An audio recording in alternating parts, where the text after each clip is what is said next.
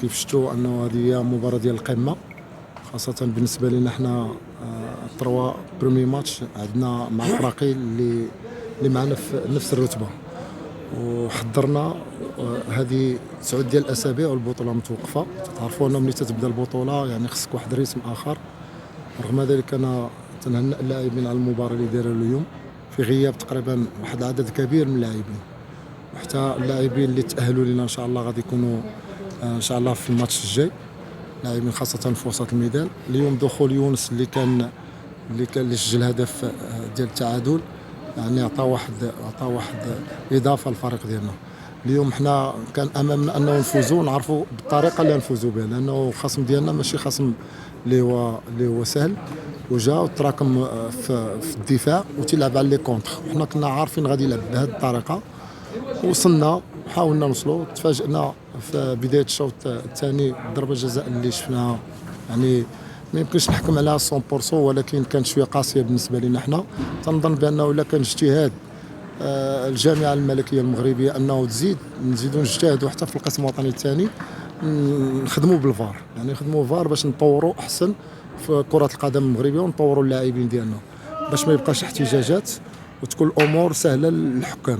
بالنسبه للمباراه فيعني كان في المستوى التقني بالنسبه لنا احنا مزيان، وكنا نرجعوا في المباراه، وكنا في الاخر اللحظات انه ناخذوا هدف اللي يمكن انه نخسروا نقطه. فنقطه بالنسبه لنا في اخر لحظه بعد ما كنا منهزمين، نقطه ايجابيه بالنسبه لنا. والمباراه ديال الاياب فهي تتجير بامور تقنيه وتكتيكيه، وتتزاد مع حتى الحسابات، تتولي الحسابات ما خصكش تخسر هذه المباراه وتربح هذه المباراه. فالمباراه انتهت، غنطويو هذه الصفحه ديال المباراه ديال برشيد، وغدا ان شاء الله غنوجدوا المباراه ديال استاد ماروكا اللي غتكون يوم السبت. يعني عندنا 3 ايام، يعني جي موان 2 جي بلس موان 2 بلس 1، فخصنا واحد 2 جور ديال لا ريكيبيراسيون باش نوجدوا اللاعبين.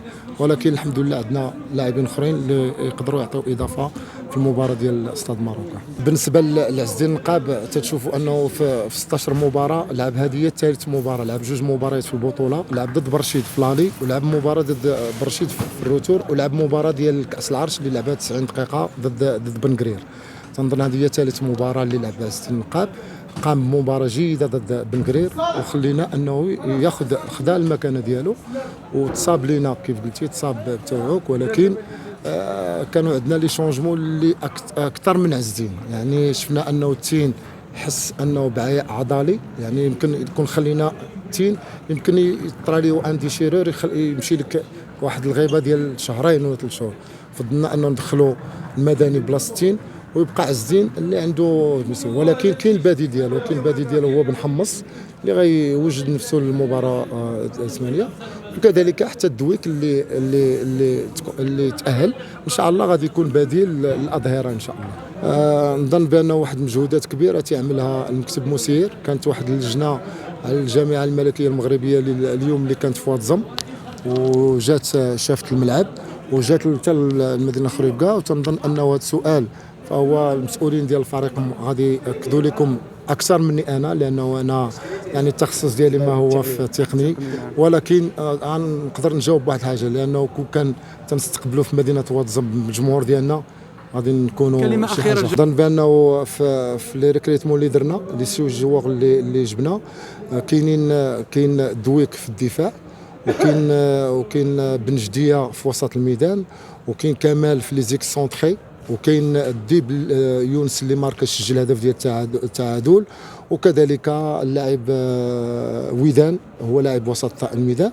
فيعني حاولنا ان نشوفوا لي بوست اللي عندنا فيهم فراغ، وحاولنا ان نملؤهم باللاعبين اللي سمعوا. ان شاء الله غادي يعطيو اضافه للفريق ديالنا ان شاء الله في المرحله ديال الاياب ان شاء الله. بالنسبه للجمهور، السؤال اللي طرحتيه بالنسبه للجمهور، فمشكورين الجمهور ديال واتزم بكل صراحه. يعني تنشوفوا انه يوميا تيجيو لمدينه خريبكا، الحمد لله انه المدينه اللي قريبه لمدينه واتزم، فهم مشكورين، الدعم ديالهم كبير.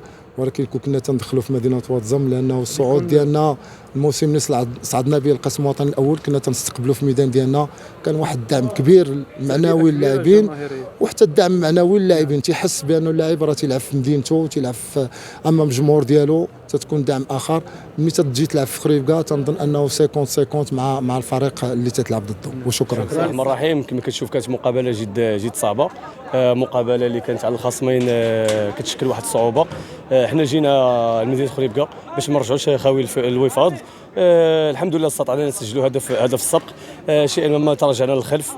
يعني اوتوماتيكمون كما كتعرف لي جوار ملي كيسجلوا وكتكون مقابله صعبه كيتراجعوا بوحدهم اللور. استطاع الخصم انه يسجلنا اللي هو خصم هو جدير بالاحترام، خصم قوي.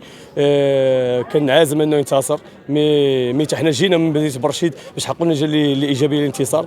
ما تنتهاش ان شاء الله الاسبوع القادم جاي نفكروا في جمعيه سلا اللي هو فريق يضرب لها الف حساب.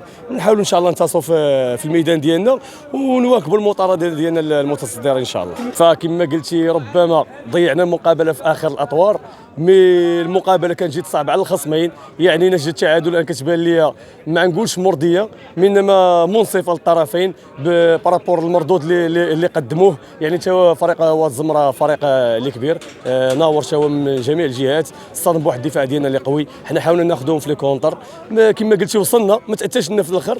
كنقول الحمد لله على كل شيء. هذه نتيجه ايجابيه كتلقى خارج الميدان. احسن من شيء، هذا الشيء اللي كاين، نقطه احسن من شيء لا شيء. شكرا.